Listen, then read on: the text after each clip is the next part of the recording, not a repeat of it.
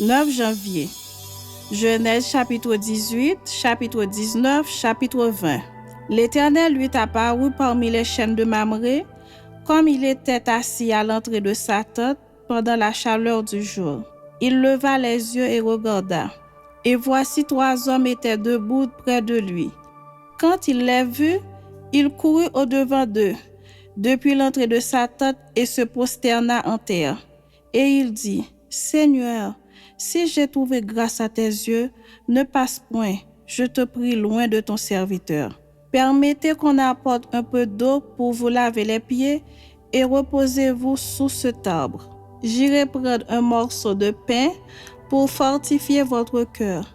Après quoi, vous continuerez votre route, car c'est pour cela que vous passez près de votre serviteur. » Ils répondirent, « Fais comme tu l'as dit. » Abraham alla promptement dans sa tente vers Sarah, et il dit, « Vite, 3 mesures de fleurs de farine, pétris et fais des gâteaux. » Et Abraham courut à son troupeau, prit un veau tendre et bon, et le donna à un serviteur qui se hâta de l'apprêter.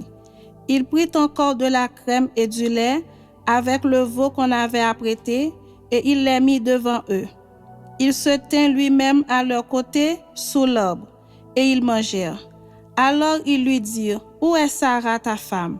Il répondit, « Elle est là dans la tente. » L'un d'entre eux dit, « Je reviendrai vers toi à cette même époque, et voici, Sarah ta femme aura un fils. » Sarah écoutait à l'entrée de la tente qui était derrière lui. Abraham et Sarah étaient vieux, avancés en âge, et Sarah ne pouvait plus espérer avoir des enfants. Elle rit en elle-même en disant, « Maintenant que je suis vieille, aurais-je encore des désirs? Mon Seigneur aussi est vieux. » L'Éternel dit à Abraham, « Pourquoi donc Sarah a-t-elle ri en disant, « Est-ce que vraiment j'aurai un enfant, moi qui suis vieille? Y a-t-il rien qui soit étonnant de la part de l'Éternel? Au temps fixé, je reviendrai vers toi à cette même époque et Sarah aura un fils. » Sarah mentit en disant, « Je n'ai pas ri, car elle eut peur, mais il dit, « Au contraire, tu as ri. » Ces hommes se levèrent pour partir et ils regardèrent du côté de Sodome. Abraham alla avec eux pour les accompagner. Alors l'Éternel dit, « Cacherai-je à Abraham ce que je vais faire? Abraham deviendra certainement une nation grande et puissante, et en lui seront bénies toutes les nations de la terre. Car je l'ai choisi, afin qu'il ordonne à ses fils et à sa maison, après lui, de garder la voie de l'Éternel, en pratiquant la droiture et la justice, et qu'ainsi l'Éternel accomplisse en faveur d'Abraham les promesses qu'il lui a faites. » Et l'Éternel dit, « Le cri contre Sodome et Gomorrhe s'est accru, et leur péché est énorme. C'est pourquoi je vais descendre, et je verrai s'ils ont agi entièrement selon le bruit venu jusqu'à moi. Et si cela n'est pas, je le saurai. » Les hommes s'éloignèrent et allèrent vers Sodome, mais Abraham se tint encore en présence de l'Éternel. Abraham s'approcha et dit, « Feras-tu aussi périr le juste avec le méchant? Peut-être y a-t-il 50 justes au milieu de la ville. Les feras-tu périr aussi? Et ne pardonneras-tu pas à la ville à cause des 50 justes qui sont au milieu d'elle? Faire mourir le juste avec le méchant en sorte qu'il en soit juste comme du méchant, loin de toi cette manière d'agir, loin de toi.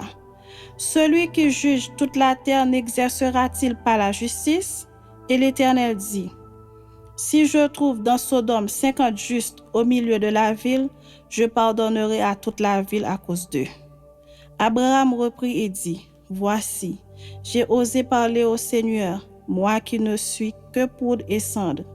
Peut-être des 50 justes en manquera-t-il 5. Pour 5, détruiras-tu toute la ville? » Et l'Éternel dit, « Je ne la détruirai point si j'y trouve 45 justes. » Abraham continua de lui parler et dit, « Peut-être s'y trouvera-t-il 40 justes. » Et l'Éternel dit, « Je ne ferai rien à cause de ces 40. » Abraham dit, « Que le Seigneur ne s'irrite point, et je parlerai. Peut-être s'y trouvera-t-il 30 justes. » Et l'Éternel dit, « Je ne ferai rien si j'y trouve 30 justes. » Abraham dit, voici, j'ai osé parler au Seigneur. Peut-être s'y trouvera-t-il 20 justes. Et l'Éternel dit, je ne la détruirai point à cause de ces 20. Abraham dit, que le Seigneur ne s'irrite point, et je ne parlerai plus que cette fois.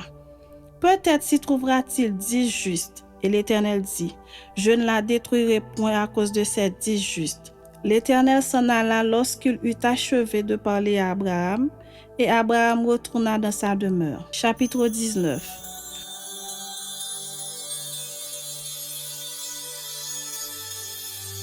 Les deux anges arrivèrent à Sodome sur le soir, et Lot était assis à la porte de Sodome. Quand Lot les vit, il se leva pour aller au-devant d'eux, et se prosterna la face contre terre. Puis il dit, voici, mes seigneurs, entrez, je vous prie, dans la maison de votre serviteur, et passez-y la nuit. Lavez-vous les pieds, vous vous lèverez de bon matin, et vous poursuivrez votre route. Non, répondirent-ils, nous passerons la nuit dans la rue. Mais Lot les pressa tellement qu'ils virent chez lui et entrèrent dans sa maison. Il leur donna un festin et fit cuire des pains sans levain et ils mangèrent.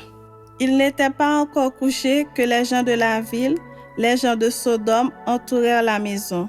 Depuis les enfants jusqu'aux vieillards, toute la population était accourue. Ils appelèrent Lot et lui dirent, « Où sont les hommes qui sont entrés chez toi cette nuit? Fais-les sortir vers nous pour que nous les connaissions. » Lot sortit vers eux à l'entrée de la maison et ferma la porte derrière lui. Et il dit, « Mes frères, je vous prie, ne faites pas le mal. Voici, j'ai 2 filles qui n'ont point connu d'homme. Je vous les amènerai dehors et vous leur ferez ce qu'il vous plaira.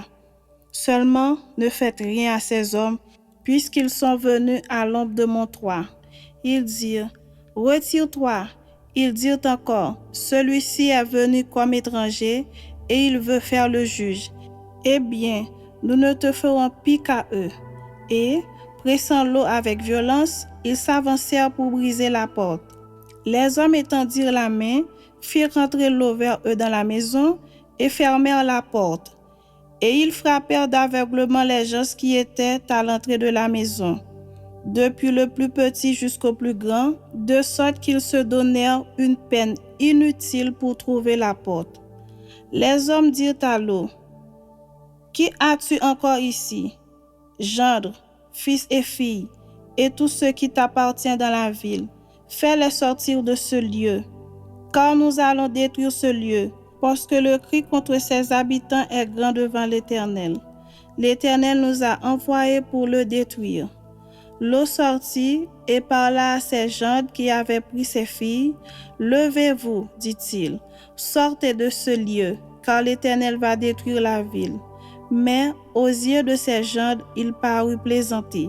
Dès l'aube du jour, les anges insistèrent auprès de Lot en disant, « Lève-toi, prends ta femme et tes 2 filles qui se trouvent ici, de peur que tu ne périsses dans la ruine de la ville. » Et comme il tardait, les hommes le saisirent par la main, lui, sa femme et ses 2 filles, car l'Éternel voulait l'épargner. Ils l'emmenèrent et ils le laissèrent hors de la ville. Après les avoir fait sortir, l'un d'eux dit, « Sauve-toi, pour ta vie, ne regarde pas derrière toi et ne t'arrête pas dans toute la plaine. Sauve-toi vers la montagne, de peur que tu ne périsses. » Lot leur dit, « Oh, non Seigneur, voici, j'ai trouvé grâce à tes yeux, et tu as montré la grandeur de ta miséricorde à mon égard, en me conservant la vie. Mais je ne pus me sauver à la montagne avant que le désastre m'atteigne et je périrai. Voici, cette ville est assez proche pour que je m'y réfugie, et elle est petite. Oh, que je puisse m'y sauver. N'est-elle pas petite, et que mon âme vive? » Et il lui dit, « Voici, je t'accorde encore cette grâce, et je ne détruirai pas la ville dont tu parles. À toi de t'y réfugier, car je ne puis rien faire jusqu'à ce que tu y sois arrivé. » C'est pour cela que l'on a donné à cette ville le nom de Soar. Le soleil se levait sur la terre lorsque Lot entra dans Soar. Alors l'Éternel fit pleuvoir du ciel sur Sodome et sur Gomorrhe du soufre et du feu, de par l'Éternel. Il détruisit ces villes, toute la plaine et tous les habitants des villes et les plantes de la terre. La femme de Lot regarda en arrière et elle devint une statue de sel. Abraham se leva de bon matin pour aller au lieu où il s'était tenu en présence de l'Éternel. Il porta ses regards du côté de Sodome et de Gomorrhe, et sur tout le territoire de la plaine. Et voici, il vit s'élever de la terre une fumée, comme la fumée d'une fournaise. Lorsque Dieu détruisit les villes de la plaine, il se souvint d'Abraham, et il fit échapper l'eau du milieu du désastre, par lequel il bouleversera les villes où l'eau avait établi sa demeure. L'eau quitta Soar pour la hauteur et se fixa sur la montagne avec ses 2 filles, car il craignait de rester à Soar. Il habita dans une caverne, lui et ses 2 filles. L'aînée dit à la plus jeune, « Notre père est vieux, et il n'y a point d'homme dans la contrée pour venir vers nous, selon l'usage de tous les pays. Viens, faisons boire du vin à notre père et couchons avec lui, afin que nous conservions la race de notre père. » Elles firent donc boire du vin à leur père cette nuit-là, et l'aînée alla coucher avec son père. Il ne s'aperçut ni quand elle se coucha, ni quand elle se leva. Le lendemain, l'aînée dit à la plus jeune, « Voici, j'ai couché la nuit dernière avec mon père, faisons-lui boire du vin encore cette nuit, et va coucher avec lui, afin que nous conservions la race de notre père. » Elles firent boire du vin à leur père encore cette nuit-là, et la cadette alla coucher avec lui. Il ne s'aperçut ni quand elle se coucha, ni quand elle se leva. Les 2 filles de Lot devinrent enceintes de leur père. L'aînée enfanta un fils, qu'elle appela du nom de Moab. C'est le père des Moabites jusqu'à ce jour. La plus jeune enfanta aussi un fils, qu'elle appela du nom de Ben-Ami. C'est le père des Ammonites jusqu'à ce jour. Chapitre 20.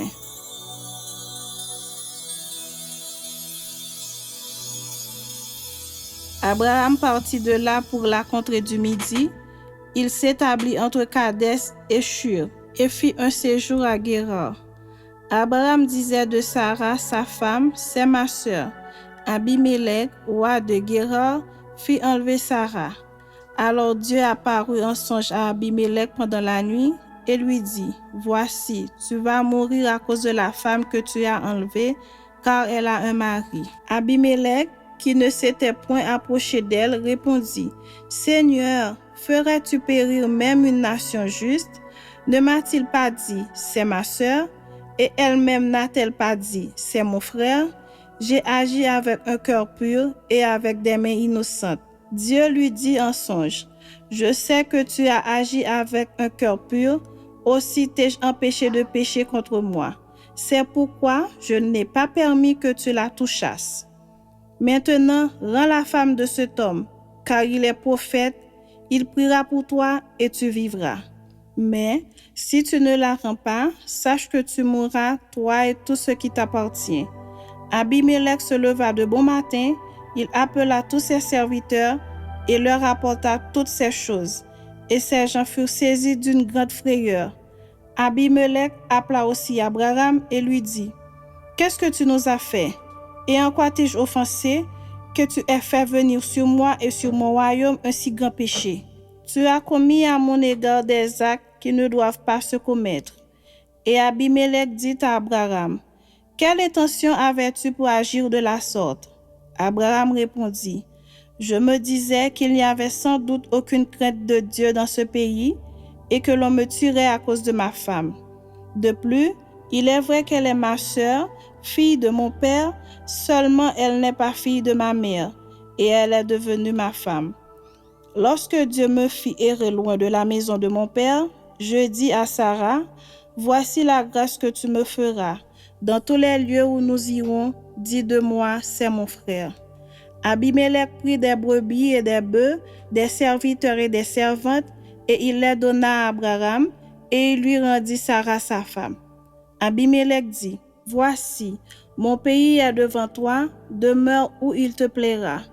Et il dit à Sarah, voici, je donne à ton frère 1000 pièces d'argent, cela te sera une voile sur les yeux pour tous ceux qui sont avec toi, et auprès de tout, tu seras justifié. Abraham pria Dieu, et Dieu guérit Abimelech, sa femme et ses servantes, et elles purent enfanter. Car l'Éternel avait frappé de stérilité toute la maison d'Abimelech à cause de Sarah, femme d'Abraham.